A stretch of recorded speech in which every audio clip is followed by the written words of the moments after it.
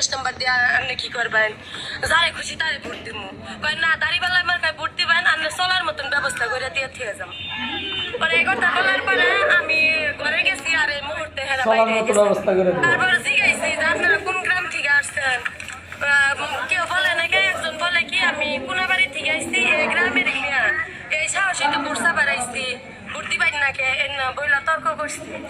আমার পাশে মানুষ আসছিল না, এই কারণে আমি কারো ডাক হতো। আমার কাছে বলছে যে দাঁড়িপাল্লা আমার গায়ে একটা ভোট দিবেন, মরণের কথা, মরণের ভয় থাকে তাহলে দাঁড়িপাল্লা আমার গায়ে একটা ভোট দিবে, আর একটা বিকাশ নাম্বার, মোবাইল নাম্বার। আপনি কি বলছেন?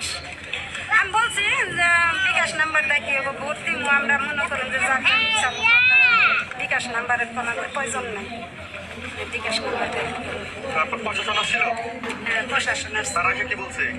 তারা এসে বলছে যে তারা এসে এটা কইলা গেল, তাহলে আপনারা কি করছেন?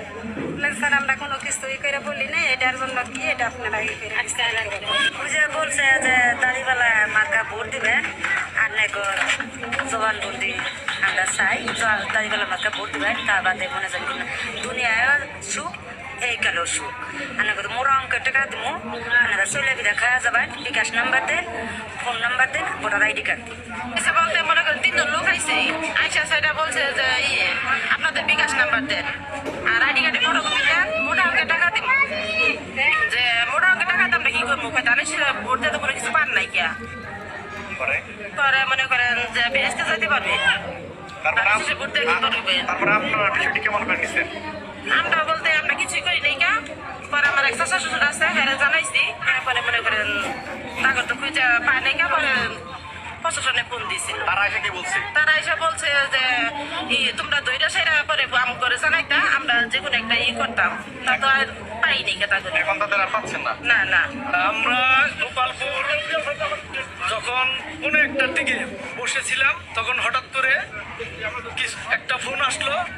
ফোন আসার পরে মহিলারা বলতেছিল যে একদল 3 জন মানুষ বোরকা পরে ভোট চাচ্ছে। ভোট চাওয়ার কিভাবে ভোট চাচ্ছে, তারা বলছে যে আপনারা কি জান্নাতে যাইতে চান, যে তাহলে দাঁড়িপাল্লায় ভোট দিতে হবে।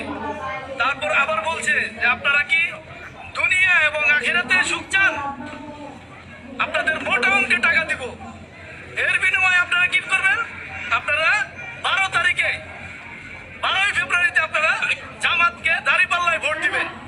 এই এলাকার লোক অনেক নির্যাতিত এবং হতদরিদ্র, এইভাবে তাদেরকে প্রলোভন দেখানো হচ্ছে জামাতের দাঁড়িপাল্লায় ভোট দেওয়ার জন্য।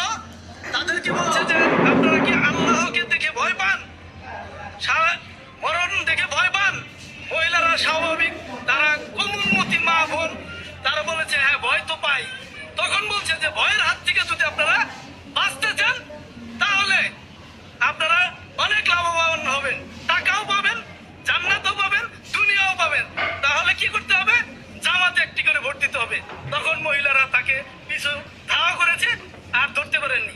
আমি এই মিডিয়ার মাধ্যমে, প্রশাসনে এসেছিল, মিডিয়ার মাধ্যমে সারা বাংলাদেশকে জানাতে চাচ্ছি, এইরকম ভণ্ড জামাতদেরকে দিয়ে যেভাবে কাণ্ড চালানো হচ্ছে, যেভাবে ভয় দেখানো হচ্ছে, প্রশাসন মহোদয়রা যখন এসেছিল, তারা এই মাদের কাছ থেকে কি ঘটনা ঘটেছে তারা শুনেছে, এবং কি তারা লিখিতভাবে তাদের নাম লিখে নিয়ে গিয়েছেন। বলেছেন যদি ফার্দার এরকম অনেক আরো ঘটনা হয় তাদেরকে সঙ্গে সঙ্গে জানানোর জন্য বলেছেন, এবং বলেছেন এই বিষয়ে আমরা উপযুক্ত শাস্তিমূলক ব্যবস্থা করবো ইনশাল্লাহ। তারা বলে আশ্বাস দিয়ে গেছেন, তারা এই জনগণের সাথে আছেন। জনগণ কেন্দ্রের থেকে আমার কাছে অজ্ঞাতনামা একটা ফোন আসে যে আপনি কোথায় যে আমি তো গোপালপুরে আছি, যে জামাতের কিছু মহিলা, 3 জন মহিলা তারা মুখপাত অবস্থায় আইসা আমাদের কাছে ভোট চাইতেছে, বিকাশ নাম্বার চাইতেছে, এবং ওই বলে যে বিকাশ নাম্বার দেন, ওরা নোট করে নিতেছে, খাতায় লিখিত আকারে নিতেছে। আর আপনারা দাঁড়িপাল্লা ভোট দেন, আমরা দাঁড়িপাল্লা ভোট দেবেন, এবং আপনাদের বিকাশ নাম্বার দেন, আমরা আপনাদেরকে সহযোগিতা করবে আর কাজ করে খাইতে হবে না। এই জনগণ বা নলহাটা গ্রাম হতদরিদ্র, প্রায় ম্যাক্সিমাম লোকে হতদরিদ্র। এদেরকে অর্থের বিনিময়ে ব্যাপকভাবে আপনার এই চালাইছে, এরা এই প্রভাকাণ্ড চালাইছে জামাত।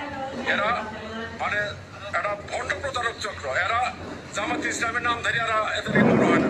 এরা শুধু এই জনগণ নলহাটার, আবার এই ইনানে আরো 3-4 গ্রামে এইভাবে একই কায়দায় ফেসিবাদী কায়দায় এরা আপনার ভেস্তে টিকিট বিক্রি করতেছে।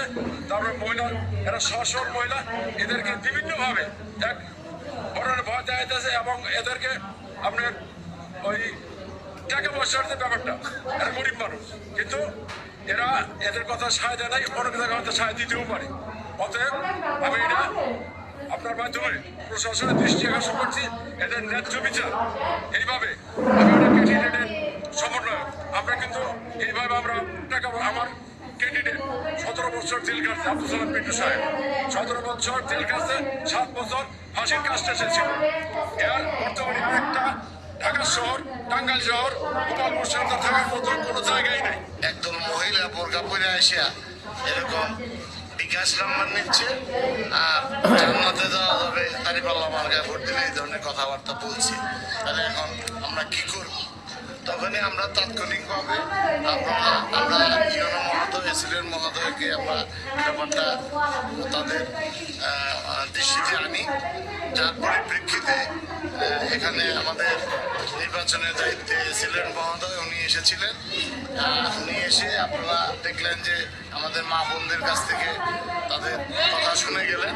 আজকে নলহাটা গ্রামের যে ঘটনা ঘটেছে, 3 জন মহিলা জামাত কর্মী পরিচয় দিয়ে তারা এই এলাকায় নিরীহ মহিলাদেরকে টাকার প্রলোভন দিয়ে দাঁড়িপাল্লা মার্কে ভোট দেওয়ার জন্য তারা তাদের সাথে কথাবার্তা করতেছিল।